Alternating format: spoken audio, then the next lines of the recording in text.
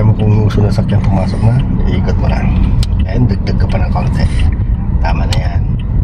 Then balik mo na. One, mamaya pag isa. Siyempre pag tumuwid. Okay. Okay, then tapat mirror, yan. Kabig na. Tapat balikat, todo. Okay, then balik. 1 and 2. Okay, so dito na tayo. Dali lang. Okay. So hanap tayo ng paparkingan mo. So dito ka banda sa may kanan. Yun. So dun tayo. Isa-set-up lang natin. Halimbawa dito magpapark tayo sa pagitan ng dalawang sakyan. Sige, dito sa race na lang, no? Saan po? Sa kulay Sa pula. race. Yan, lapit muna, ganito ang style niya na. Lapit mo ng konti. Yan, ganyan dapat yung distansya hanggang tumapat yung mirror mo. Sige pa. Itapat mo yung mirror mo sa ilaw niya. Ganyan, Ilaw dapat mismo. ganyan, no?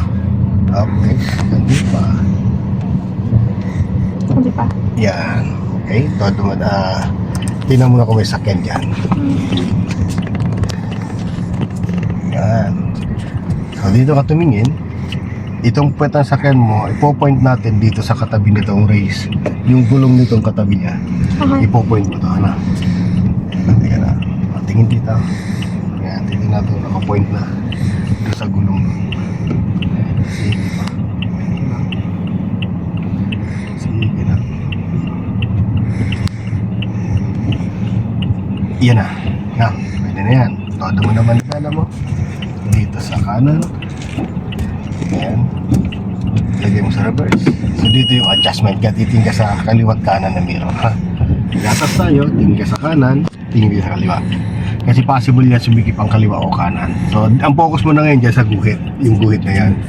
Yan. Pag ramdam mong sumisig pa dito sa guhit na to, kakabig ka lang ng gitna lang, ha? Tingin dyan. O, pasikip na dito. Hindi pa naman. Medyo pasikip na yan kasi Medyo masikip lumuwag na na ba? doon. Okay. Random mo lumuluwag na. Humihiwalay na yan. So Tapos? pag ganyan nangyari, gigitna mo muna. 1 and 2. Then atras ka ng konti para makarecover to. Atras konti lang. Yan, konti lang. Yan. Dahil saka bumawi ka ulit dito. Ano? Okay na atras. Yan. So hintay mo lang pumantay katawan na sakya mo dito sa guhit na to. Saka dyan sa kabila. Saka sa unahan. Yan. Yan. I-stop mo muna siya, no? Pag pumantay na. Para control natin. Iyon.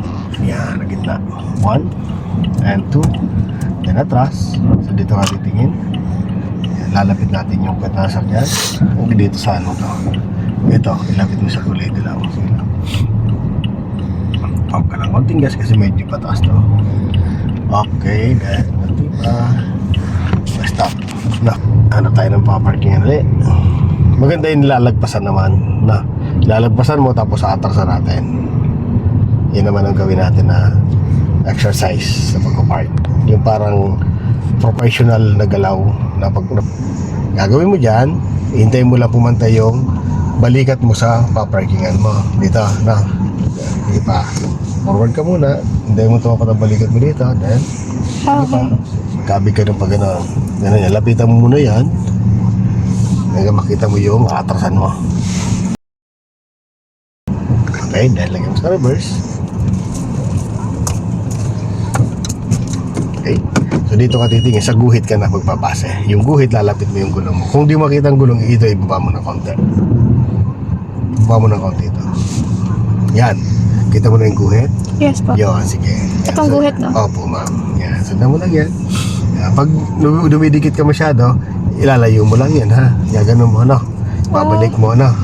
Yan. O, nadikit. Yan mo. Sige. Dapat di siya dumikit dun sa Opo, guhit. hindi masyadong dumikit. Ngayon, pag gumiwala, isa ka mo, kakabigod ulit dito. Yan, kasi nadikit yan. Yan. Sabi ko ba? Yan, atras. Hindi. Hanggang gitna lang yan. Hanggang gitna. Hanggang gitna lang yung kapig dapat. Yan. Okay. Okay, atras. Yan, sige, lapit doon sa guhit. Pa. Lapit. Then, kapig ka ng lidi. Unti-unti lang. Tama na muna yan. Atras. Sige, dagdag ka konti-konti. O, dagdag pa. Sige, dagdag pa. O, tingin ka sa kabila. Okay?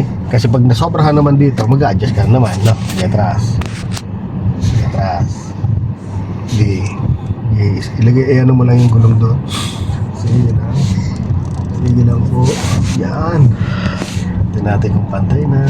Diba? Hindi mo pumantay. Diba? Diba? Up. Gitna. 1, 2. Atras. Yan. Yan. Up. Lapit. Lapit. Lapit pa. Sa bridge. Okay, stop na. No? So, diba, paano yung nangyari doon? Ginawa natin, ito yung paparkingan mo. Tinapat mo yung balikat mo dito. Then, pumunta tayo dito. Nangyari, medyo sumisikip tayo dito kasi nangyari doon na sumobra na. Kaya nung pagkatrasado, tinodo ang manibela mo, sisikip talaga dito na. So pag naramdaman mo sumisikip na dito, pagkatras mo sumisikip dito, gitna mo lang manibela mo, hanggang gitna lang yan, ha. Huwag mo kakabigin hanggang kaliwa kasi gagano naman yun. Okay. Ganun lang. Pag sumisikip, gitna lang manibela. Okay. Then atras konti, recover. Then pag nakatras ang konti, balik uli. Ganun siya, ano ma'am? Na, okay?